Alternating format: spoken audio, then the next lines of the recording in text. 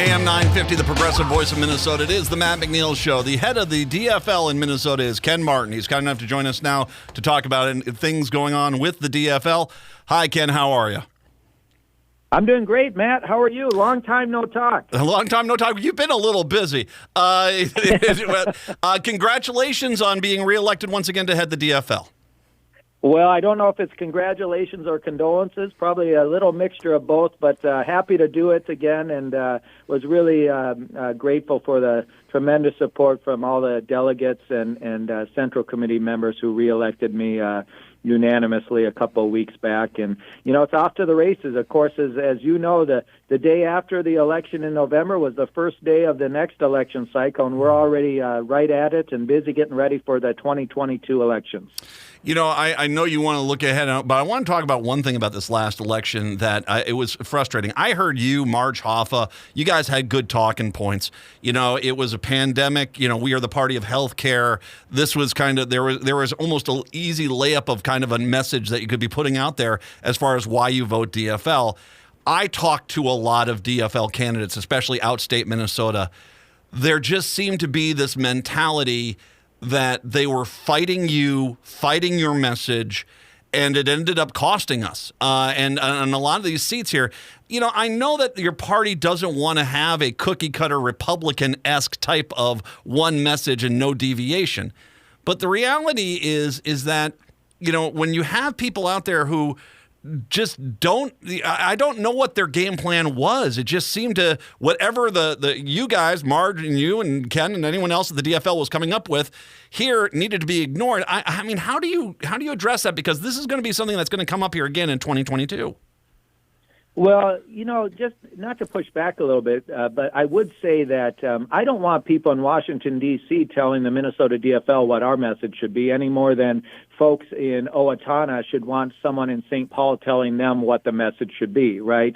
And I think that the reality is the message should spring from the candidates and fit the district and fit the voters, most importantly. And I think that is one of the biggest challenges I see is particularly after elections when people say, well, you know, the reason you lost is because you didn't have a message. Well, I think that's just hogwash. It's not true. I think most of our candidates run on messages that fit the district and they localize those issues. I would say the larger issue for the Democratic Party and for the DFL is our brand. And a brand is not a message or a list of policy prescriptions or issues, right? A brand is really, you know, who is the Democratic Party? Who are we fighting for and why? And it's a feeling. And I will tell you, that's one of the biggest challenges we have. And I'll recount a story. You know, in 2012, I was fortunate to be one of the founding board members of Minnesotans United for All Families. And during that campaign, I sat down with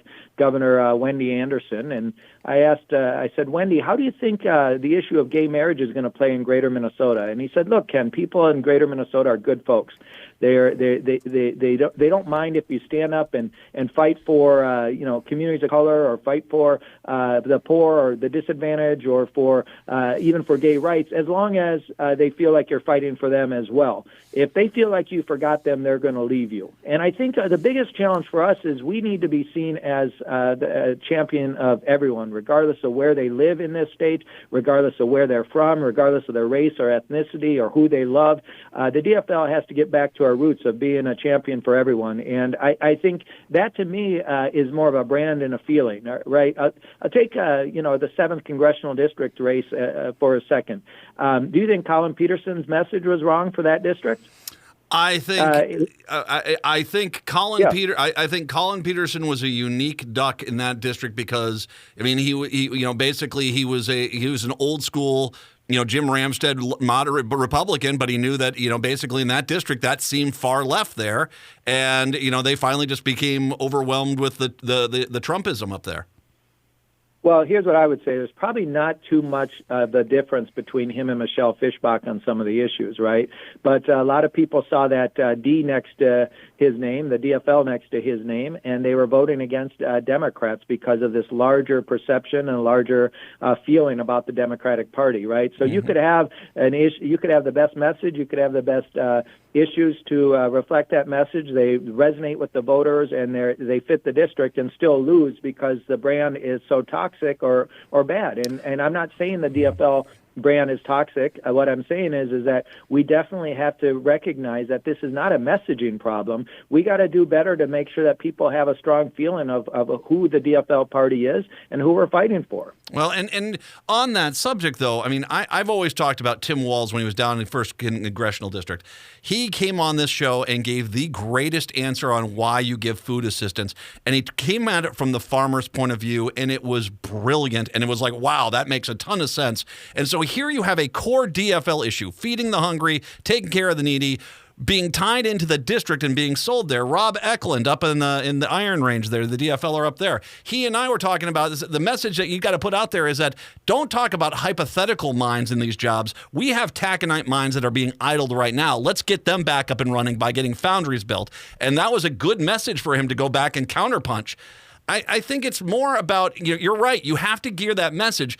But the DFL, the great thing about the DFL is that no matter where you're at, there is a way to take that DFL message and gear it towards that local community. It just was, there just seemed to be some reluctance there that, that almost a refusal to try to work with the DFL outside of just saying, hey, I think Trump's great too, but I'm just a Democrat. And I think that was a bad message on some of the people that were out there. Yeah, I don't know. I don't know if that's the case, Matt. But what I would say is there's a lot of lessons to be learned from 2020, and one of the biggest for me, and it's a mistake I made, and one that I won't change, frankly, even though I know it was a mistake. Back in March of last year, when the pandemic started, I made the decision that our party wasn't going to engage in door knocking, and as such, our candidates were prohibited from door knocking, and it was made out of a decision was made to keep our staff and volunteers and the public safe, and to follow the public health guidance at the time.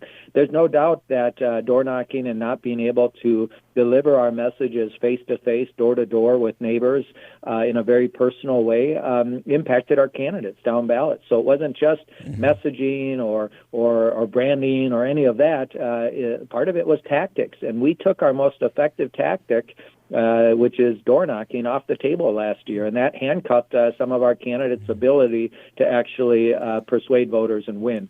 So look, there's a lot of lessons, like I said, from the 2020 election, and it was a mixed bag here in Minnesota. Of course, we had a ton of success at the top of the ticket, and we came up short down ballot, and there's a lot of reasons for that. But it reminds me of that Rolling Stones song, "You can't always get what you want, but you get what you need."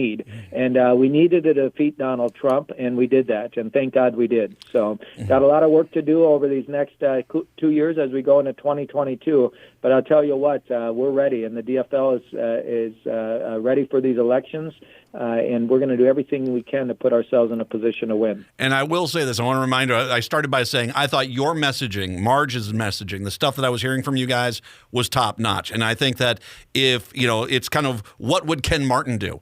And, geared towards the individual things. I agree with you on the door knocking as well. That was a tough hit, but what are you supposed to do? But at the same time, I thought your messaging coming out of the DFL headquarters was pretty top-notch, and I liked a lot what you were saying. You're looking at 2022 already. The Republicans in the state are determined. I mean, this is a group of people that the Minnesota GOP, they have been a disaster with coronavirus on any of the issues. They wanted to reopen during the surges. They championed businesses that were trying to make their communities more sick by ignoring statewide rules as far as trying to keep people safe. They had a party with no social distancing, no masks, which ended up likely killing one of their own members. And then they didn't even tell the Senate DFL, oh, by the way, we're having an outbreak within our own party. And you have these things. Now they're trying to make education in the age of pandemic a major issue. Do you have a counterpoint on this? Because frankly, I just don't even think the GOP should be listened to at all when it comes to anything to have to do with the coronavirus and the decisions that have been made to try to keep Minnesotans safe. Well, I don't know how anyone can take Paul Gazelka or the Republicans seriously when all they do is complain. They don't come to the table in any real way or put solutions on the table on how to deal with this, which is we want to make sure that we reopen schools here and do it in a safe way. We need to listen to teachers. We need to listen to superintendents. We need to listen to families. We need to listen to public health professionals, and we need to do it in a responsible and safe way, which is what Governor Walz is doing. But no one should. I always say you probably shouldn't take diet advice from people who are overweight, and you probably shouldn't take advice on how to deal with the coronavirus from people like Paul Gazelka and others who go around campaigning maskless. And because of their reckless activities at that party, not only did 3 senators contract coronavirus, one of them died because of it. You probably don't want to listen to folks like that who really haven't taken this seriously from the first place. Look, at the end of the day, I would say a big part of the reason we're in the mess we are is because of Republicans nationally and in states throughout the country who refuse to take this seriously and lead from the beginning.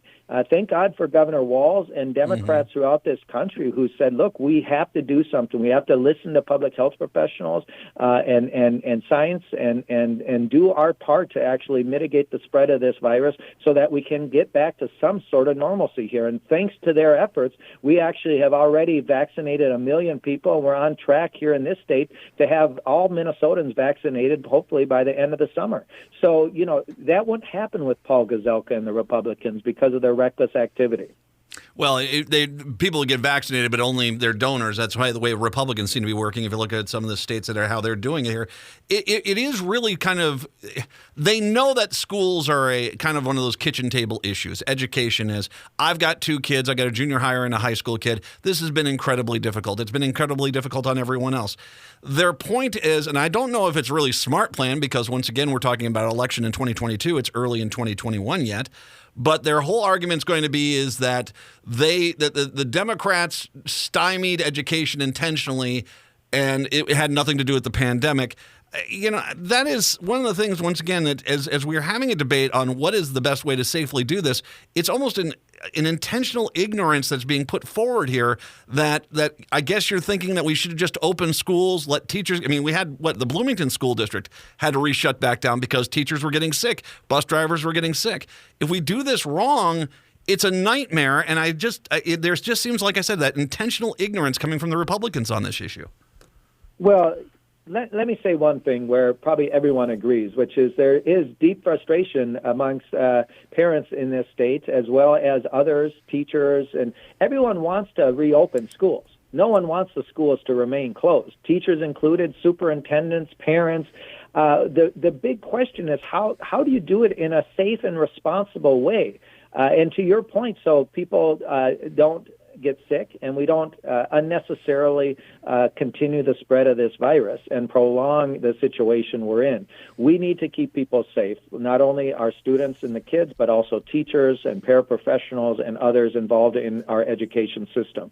That is paramount. And I think, again, there's a way to do this. But again, the Republicans have an opportunity. They control the chamber. If they have ideas on how to do that, then they should put them on the table. If they have ideas on how to get our kids the best education possible, then they should put them on the table, because what they're not doing right now is putting any solutions out there for us to consider. All they're doing is saying no to the responsible solutions that Governor Walz and Democratic leaders in the legislature are putting forward. That's not leadership. Leadership is not saying no. Leadership also isn't just acknowledging the problem. It's easy to acknowledge the problem and identify it. It's much harder to identify the solution or be a part of the solution, and the Republicans refuse to do that.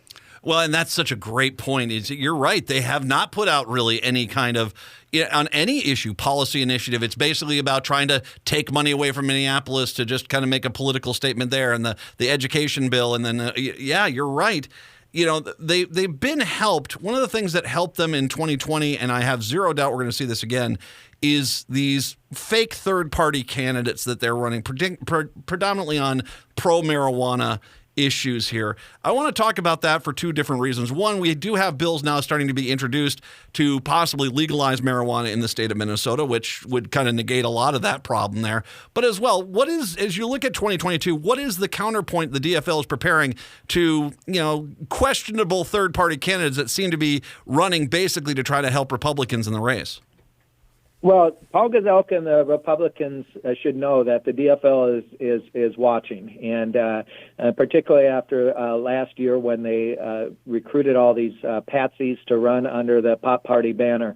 The shame of the whole deal is that these pop parties, both of them were essentially used by Republicans, and had we actually won the Senate back, it's fairly likely that we would actually be able to accomplish what the pop parties want, which is to see legalization in this state, because there's only one major party in this state, the DFL, that actually supports legalization of marijuana. That is the DFL, and we've introduced bills this legislative session to make that happen. The Republicans, of course, stand opposed to that.